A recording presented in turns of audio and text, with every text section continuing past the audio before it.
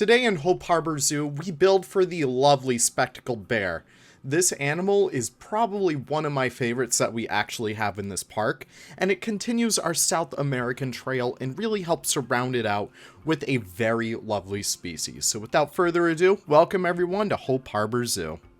Alright, so here we are. The last time we actually touched upon our little South American trail, we actually built for the maned wolf.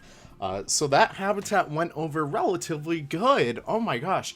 So the whole idea between these habitats, it's kind of mixed with the rayas and guanacos, the spectacled bears, and the maned wolves.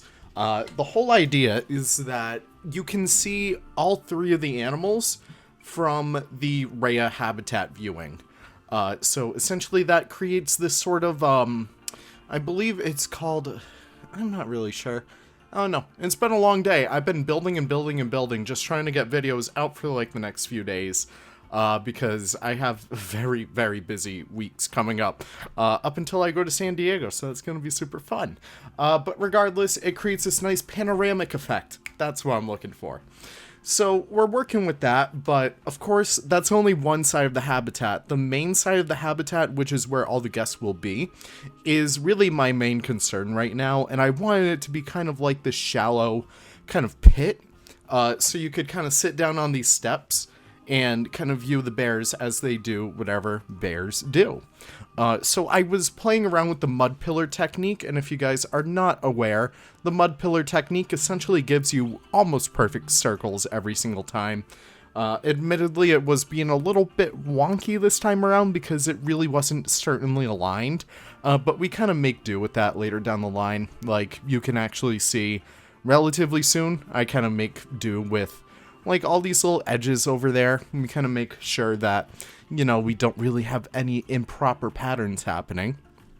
So one of the main things is that obviously, since they're stairs, the guests won't actually look like they're climbing down here. In fact, I don't even keep guests in Hope Harbor Zoo at all because it's so big. I'll have a video on that coming out relatively soon about like lag and guests. It's just a very quick video. I hope you guys are excited for that. But yeah, I don't even let guests in here because there's so many like weird path layouts that I'm not really sure how guests would even function in here. But regardless, we are continuing on by creating a little bit of a backstage building. Nothing really too crazy. I wanted it to be nice and simple. So it's kind of just one big rectangle with a few kind of like different motifs. So like that entrance over there kind of like juts out a bit more. And we actually fix it up later down the line, like towards the end of the video. A lot of the times when I do these speed builds, I don't really build a certain part for too long. Because I'm just like you guys. Sometimes, like, I want to work on something else, and I just move myself over there. I give all the props in the world to the speed builders who actually focus on one thing at a time, and I make sure it looks good, because that is just an insane way to build. I'm very jealous of that stuff. But one of the things I'm working on over here is that little panoramic view. So you'll see me oftentimes pop down to like the guest view just to get a good look at what that area is looking like. And I popped a bear up there just to see if you're able to see it from down there. And you can, which is super awesome. Like, if you end up at this zoo at the perfect time, you will be able to see raya, guanaco, spectacled bears, and maned wolves. Did I say them? I don't think I did. But yes, you can see all four of them at the same time. And that is just a really, really awesome thing to have. I don't know, I just really, really do love that stuff. So I continue on that little faux rock work all throughout here.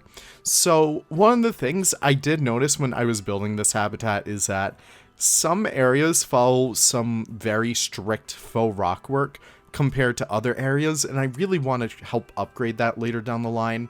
I'm not really sure if that's something I want to do just now, but I definitely do want to make sure I get up to 100% species on display, because this is a ZSU zoo after all. I probably didn't mention that yet. ZSU, in case if you guys are unaware, is Zoo Sims United. It started off originally back in the Zoo Tycoon 2 community, but since then it's really evolved and taken on its own little realm, I guess. So you could either build your zoos in Planet Zoo, you could do it in Zoo Tycoon. Some people even do it in Unity. I'm looking looking at you, Avi. Just really, really cool stuff. You can do it even like all paper craft. It's so awesome. I really do recommend you guys check it out in case if you really haven't looked too much into it just yet, because it's a really fun community, really awesome stuff going on. I really suggest it. But as we continue on over here, I wanted to add this little brick wall back here, just as a little bit of an accent. I've been loving these Indonesian bricks. They are just the perfect basic brick to use, because we finally get like these beautiful flexi color bricks that we've all been wanting ever since base game. They're just a very much more detailed version of bricks than what we have in the base game, and it's just so awesome for kind of like exhibits like this. Very simple viewing gallery over here, kind of based off of national zoos from my memory, at least, of their sloth bear habitat. It's very, very subtle, the theming I try and incorporate from that one into this habitat, but I think it works pretty well. I really do love that nice big panoramic style that we have over there. But yeah, that's really what we work with over there, and then I continue my way into the exhibit itself. The exhibit itself, man, I want to go back and redo some of the stuff in here, but I just wanted to get this out for you guys because, again, it's just very stressful. Very stressful time in my life right now, but we'll be taking care of everything relatively soon. But what I'm working on over here is essentially what the vibes of the Queen Zoo Andean bear habitat is. Kind of condensed and made into a Hope Harbor flavor, if that makes any sense at all. So I'm taking some elements from their habitat. You kind of look over a ditch up like a hill, and that's kind of the effect that I wanted in this habitat. Obviously, I would have loved to have had like their climbing frames and stuff like that, but unfortunately, it really didn't work. Also, I should probably mention, in Hope Harbor now, I'm going to be testing the scaling tool, which if you guys didn't check out that video from before, check it out. Like, scaling is coming to Planet Zoo, and it is awesome. You can see we're doing some very fun stuff with it.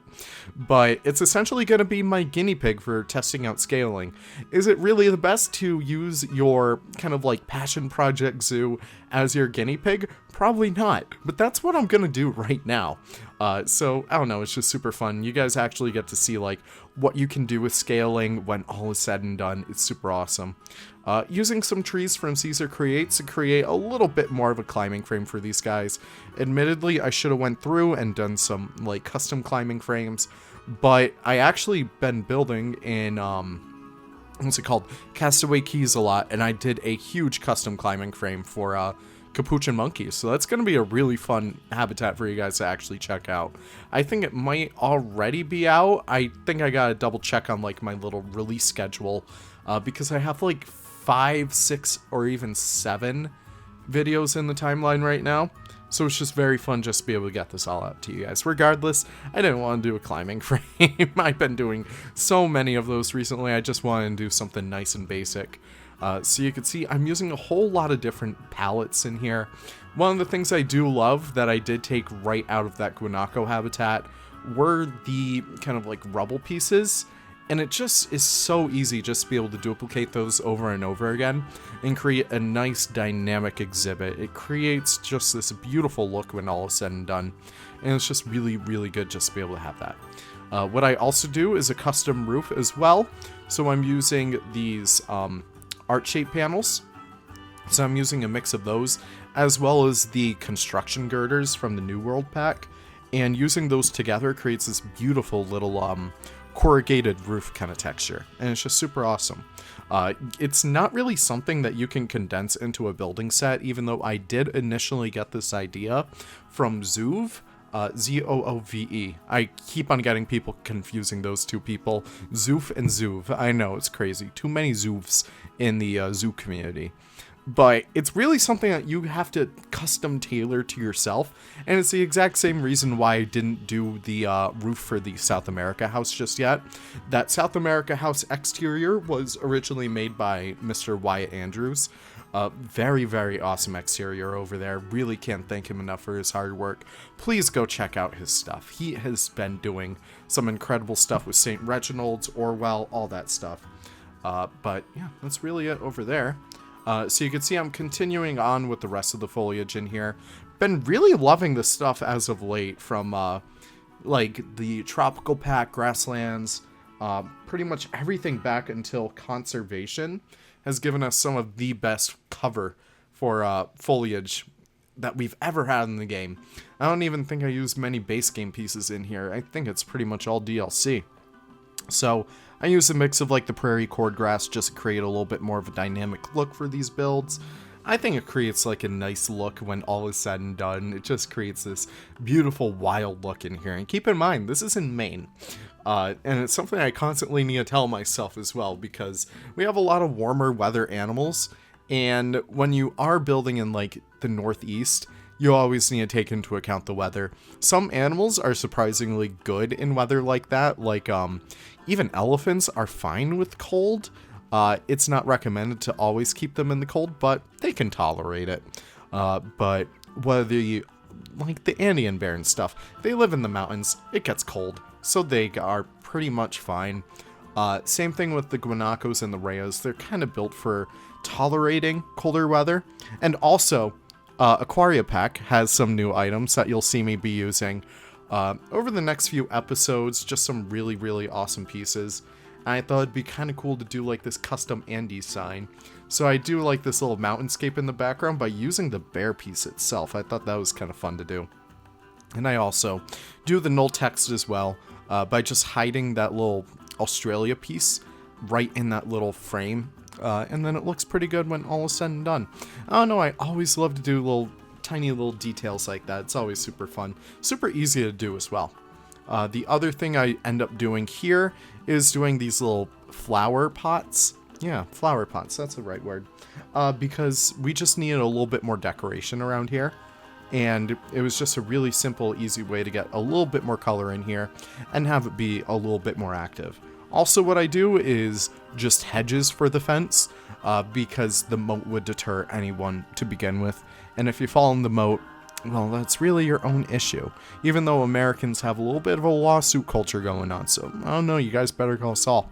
Either way, thank you guys so much for watching. I really do appreciate it. I hope you guys enjoyed these cinematics. The Spectacled Bear was just recently remastered by the lovely Narwhaler, so I really do suggest you guys check that out because it's really incredible. Thank you guys so much for watching. I really do appreciate it, and I can't wait to see you all in the next video. Take care, and have the most wonderful of wonderful days. Goodbye now.